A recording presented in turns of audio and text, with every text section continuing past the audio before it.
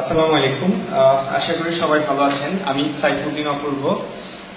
আজকে সমন্বয়কদের নেতাদের বিরুদ্ধে যে 12 কোটি টাকা ত্রাণের টাকার হিসাব না দেওয়ার অভিযোগ উঠেছে, তো আমি এই বিষয়টা এই নিউজটা দেখার পর দেখলাম যে বৃদ্ধ মহিলা তাদের কানের দুল খুলে দেওয়ার টাকা, ভিক্ষুকরা তাদের ভিক্ষার টাকা পর্যন্ত দিয়েছে, স্কুলের ছেলেমেয়েরা তাদের টিফিনের টাকা দিয়েছে, চাকরিজীবী যারা খুব হিসেবি মানুষ, যাদের খুব বেশি টাকা পয়সা নেই, তারা পর্যন্ত এই বন্যার্থ অসহায় মানুষদের সহযোগিতার জন্য তারা তাদের অর্থ দিয়ে দিছে। কিন্তু এটা খুবই দুঃখের বিষয় যে এদেরকে সবাই নেতা বলে, এদেরকে আমাদের ছাত্র সমাজ নেতা বলে, এই সমন্বয়কদের এদের নৈতিকতা কতটা স্ট্রং।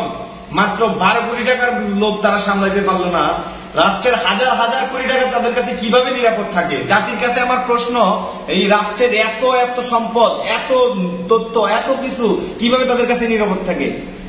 জাতির কাছে আমার প্রশ্ন। আজকে বন্যার্থ মানুষগুলা যারা গরু ছাগল তাদের বন্যাতে তাদের যত ধরনের ক্ষয়ক্ষতি, দোকানপাট, তাদের কর্মসংস্থান সব ধ্বংসস্তূপে পরিণত হয়েছে।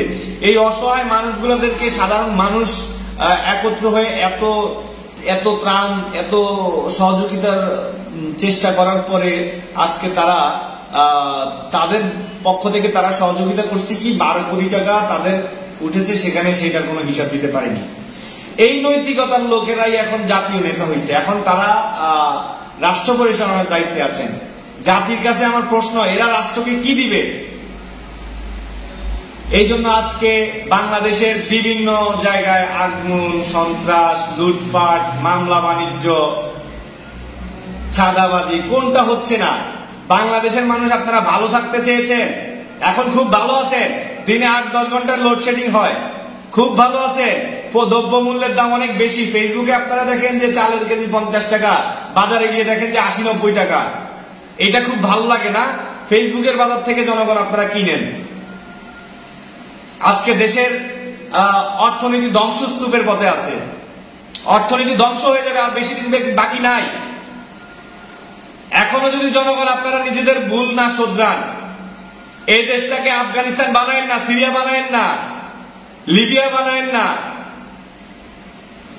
ইরাক বানায়েন না। যাই হোক, সবাই ভালো থাকবেন, সুস্থ থাকবেন। আসসালামু আলাইকুম।